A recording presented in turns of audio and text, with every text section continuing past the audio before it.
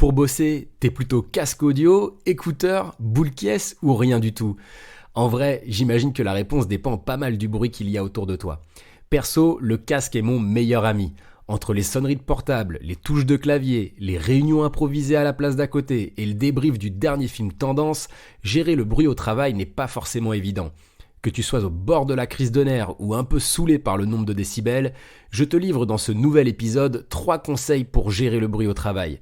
Mais avant de les découvrir, jingle. 3, 2, 1. Bienvenue sur l'influenceur avec un grand H, le podcast qui t'accompagne dans ta vie professionnelle. À travers chaque épisode, je te livre mes meilleurs conseils pour trouver ta voie et t'épanouir dans ton travail. Je suis Guillaume Couder et je suis très content de te retrouver pour ce nouvel épisode.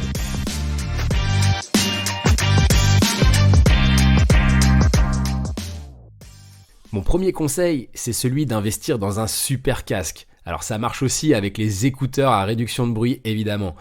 On se met un peu dans sa bulle et l'intérêt d'être au bureau reste à discuter, mais ça permet de se concentrer un minimum.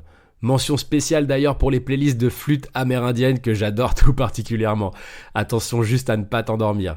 Mon deuxième conseil, c'est celui d'organiser ton temps de travail.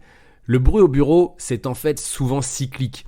Il y a des moments plus calmes que d'autres, et même si ça me fait du mal de le dire, tente d'organiser ton travail en fonction du calme dont tu as besoin.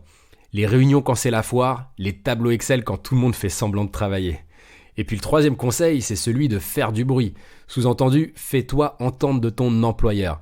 L'idée n'est évidemment pas de failloter discrètement auprès de lui, mais de proposer qu'un cadre soit posé pour que chacun se sente bien sur son lieu de travail. Parce qu'en réalité, si t'en as marre du bruit, tu n'es probablement pas le ou la seule. Fixer des moments dédiés aux échanges ouverts et au retour au calme, c'est juste s'assurer que chacun et chacune puisse se respecter. Si jamais tu cherches des arguments qui démontreraient à ton employeur que motivation et bien-être au travail sont liés, n'hésite pas à me contacter. Je dois bien avoir quelques jolis slides en stock.